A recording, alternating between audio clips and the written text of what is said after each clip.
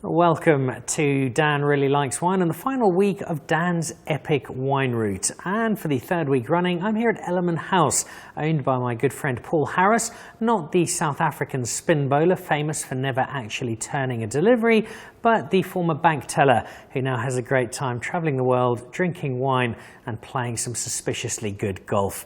He has here at Ellerman House a beautiful spot with a great cellar, and it's a cellar I've been able to take advantage of and pluck some of the wine from the Elgin region that I experienced when I was out there on the Epic just a few weeks ago.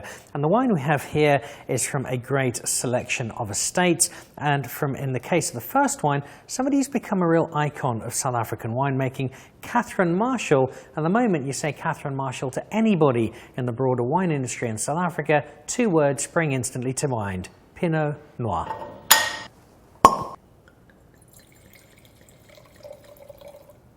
It seems a really simple thing to do, but something we often just really don't do enough of is have a look at the labels on a bottle of wine. And for two reasons. One is what's on the front, and a lot of work, a lot of effort goes into putting that label on. Now, partly it's marketing. You're trying to get your bottle of wine to stand out, get people to buy it, because unfortunately a lot of wine is bought on aesthetics rather than what's in the actual bottle. And in this case, the artwork is Hanneke de Klerk, a sort of almost Mona Lisa style portrait on the front there.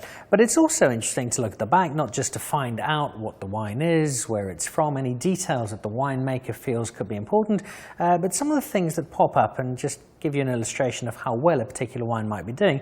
In this case, there's some details of an importer, and the importer is in Chicago, Illinois. This means the little bottle of wine from Elgin is finding its way over to the very crowded market in America. And if South African wine is managing to make an impact over there, then you know it's got a global feel and it's clearly doing something right. And that's no surprise, because Catherine Marshall makes Pinot Noir quite magnificently. She's devoted to it, she's dedicated to it, she's become a cult figure in the wine industry for what she does with this most tempestuous of grapes, but a grape that when made well is very difficult to beat.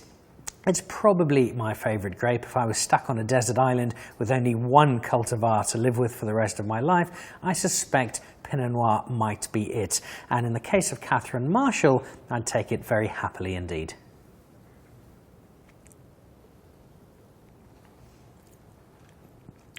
And that's why I would have it on my desert island. It would go beautifully with some fresh coconuts, because it would go beautifully with just about anything, simply because I absolutely love good Pinot Noir, and this is some of the very, very best. Yes, it's got that great Pinot Noir colour, yes, it's got that great Pinot Noir feel, but it's the real refined nature of what's been done with the wine that makes it stand out. It just slides so beautifully, so seamlessly, so effortlessly onto your palate and drinks quite wonderfully. This has had a couple of years. Pinot Noir can be drunk young, certainly, but sometimes we don't give it enough time to develop a little bit of character. This is starting to show perhaps a little more than it might initially have had, and that's a great thing.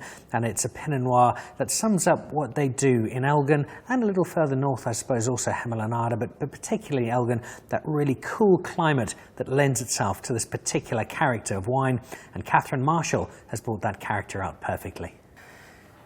Now here's a wine you've sort of seen before, but in its slightly lesser format. This is the peak of the Merlot you get from Shannon, and peak is used deliberately. It is their Mount Bullet.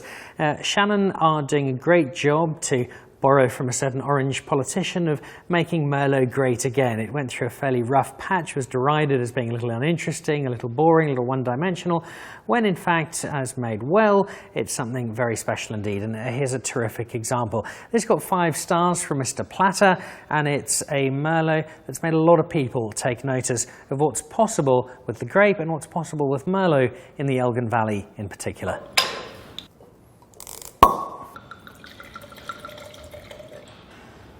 Now, one of the problems with being here at Ellerman House is the glasses are based on Paul Harris's love of wine.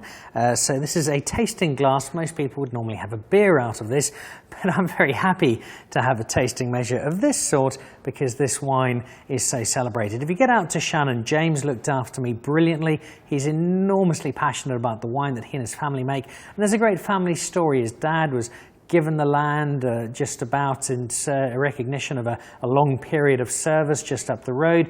They created a wine estate, and they're now making wine that's traveling all over the world and doing South Africa very proud indeed. And Merlot's possibly not what you would expect South Africa to be exporting to great acclaim, but Shannon are managing to do exactly that.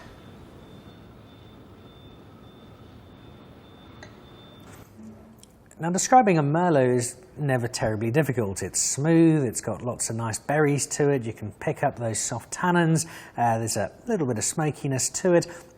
It's, without meaning to deride the varietal, it's fairly standard in terms of what you come to expect. What makes it different is how those standard factors come together and just what's being done with them. And in this case, there's the smoothness, there's the polish, you're still getting the richness coming through, you're still getting that lovely berry feel, but it's all encased in just a nice big velvet mouthful.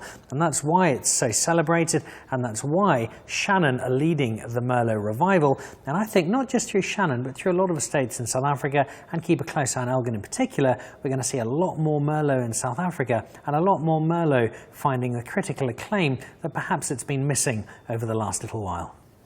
Then on to one of the more unusual but more welcome finds of my epic wine route in 2017. Some Malbec from Elgin, and a first visit to Paul Wallace Wines. Now, Paul's got a long and very proud track record in the broader industry, the Stellenbosch Farmers Wineries, and he's now on his own. He's got a little patch of land in Elgin, and he's making a selection of wine. Now, you look at the label, it's a fun label, it's a light-hearted label. It might lead you to maybe not taking the wine that seriously, and when the wine is called the Black Dog, well, it suggests maybe something fun and slightly more entry-level. Well, that's very misleading. The Black Dog in question is actually Paul Wallace's dog. He's still out on the estate. He's getting on a little, sadly, but he inspired the label here. He's been a very faithful companion to Paul and watched him as he started up what is becoming a very special part of the Elgin wine offering. And this Malbec, well, it is surprisingly good. Malbec's not something we do a huge amount of in South Africa. It's not the easiest place to make Malbec, but having been out to meet Paul, to hear his story, and more importantly, to try his Malbec in a part of the world where the conditions are very, very similar to those in Bordeaux, I think this is a Malbec that can line up against the best of Argentina and Chile, and maybe not beat them, but certainly give them some decent competition.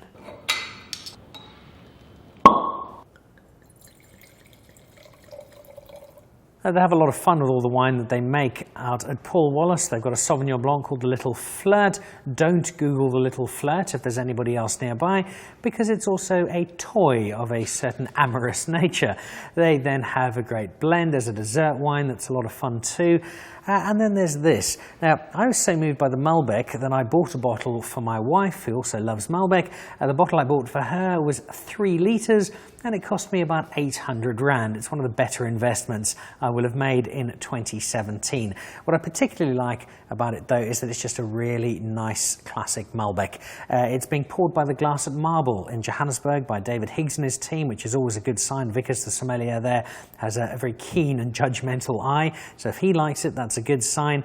And if they like it here at Ellerman House, it's also a good sign. For me, the important sign, as it should be for anybody, though, is if I like it. If I like it, it's something that's good. If you like it, it's something that's good. I think it's something certainly worth trying, and it's a nice introduction to Malbec, and who knows, maybe kickstarts a trip to South America and a bit of wine routing in the not too distant future. So drinking Malbec for me always conjures up great memories, in particular sitting on a deck at the Ruca Malen just outside of Mendoza, eating a 5-course steak menu, watching over the vineyards and up to the snow-capped Andes. And so much about wine is your memories, what it triggers, the emotion, the recollection. And so Malbec as a grape is always going to put me on the front foot, but even more so when it's here. It's a South African take on what we know as a South American varietal, even if it does come from France. The South Americans have mastered it, and I think Paul Wallace is doing a pretty good job of heading in the same direction. There's some lovely fruit to it. Malbec has that punch to it, but it's also got that smoothness. It's just a really complete red wine for me. When done badly, it's ghastly, but when done well, it's a wine that I can drink time and time again. And the Paul Wallace Malbec is now finding a fairly large corner of my cellar to reside in. And then to the last of the wine for today, and I'm very grateful to Manny at Ellerman House, who's pulled out some very fun stuff for me to play around with, thanks to South African Airways losing the wine that we would have used normally. This is from Iona, and Iona has become a staple of so many wine fridges across South Africa. The Iona Sauvignon Blanc is everything you want. In a bottle of Sauvignon Blanc, you can just grab out the fridge, open up, and you are good to go. I try not to give the impression that I deride Sauvignon Blanc. I simply think we should drink more of our other white varietals, but if I'm drinking Sauvignon Blanc and I want a nice uncomplicated summer's day drink, then that's something that I will always look to. But it's not just the Sauvignon Blanc that Iona make. They make a very nice Pinot Noir. My friend Matt Pierce, who you'll know from his commentary work around the world, is a huge fan of their Mr. P. And then there's this, the One Man Band.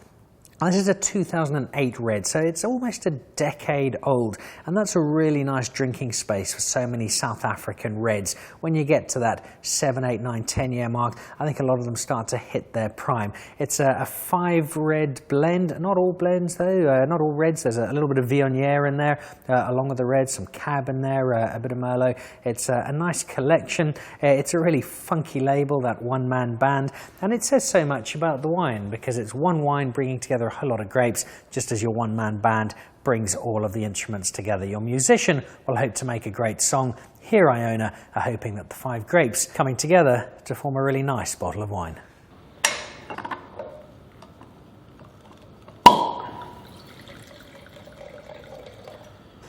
Before the wine, a quick word on the cork. There is Viking heritage at Iona in the name and in the family tree. If you get up there, and it's a little bit of a trek up the hill, but well worth it, ask them about their history and their heritage. It's a fun story and lends to part of the history of the Iona label. And on the subject of history, well, this is a little bit of drinking history at almost 10 years old. A red blend from a part of the world that is starting to go beyond the parameters that we normally expect of Elgin. We think the cool climates, lots of Chardonnay, lots of Syrah, lots of Pinot Noir. We saw the Merlot earlier from Shannon as something maybe slightly unexpected. And then here, a nice big red blend that is taking advantage of the cool climate, certainly, but also expanding the reach of what Elgin can do in a wine context. And that's a very admirable one-man band indeed. The instruments are all playing together very nicely indeed. That has come together in a beautiful symphony of aged red wine. I think the age is a key thing here. It's settled in beautifully. There's a rich velvety feel to it. But there's also a great combination of 5 different grapes in concert and playing off each other really nicely indeed.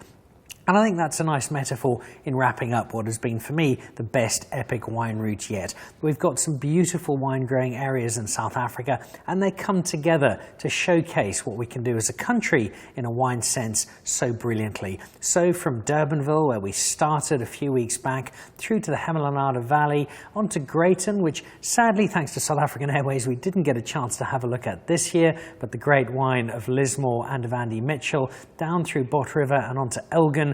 We have just a selection of some of the wonderful, wonderful wine regions of South Africa. And that's before you've even gone anywhere near Franschhoek or Paarl or the West Coast or other areas that make such terrific wine. So what does the epic wine route really say to me? Aside from the fact that it runs alongside the greatest mountain bike race on earth, it runs through some of the greatest winemaking territory on the planet. And just as we can be really proud of a mountain bike event that's taken the world by storm, so we can really revel in the fact that South African wine is as good as any in the world. And over the last few weeks, that has been shown to me yet again very comprehensively. Big thank you to all of the winemakers who went out of their way to showcase the wine of the epic route, and a big thanks to the team at Ellerman House. Drop by, ask for Manny, tell him I sent you. He'll give you a glass of wine with pleasure. Cheers.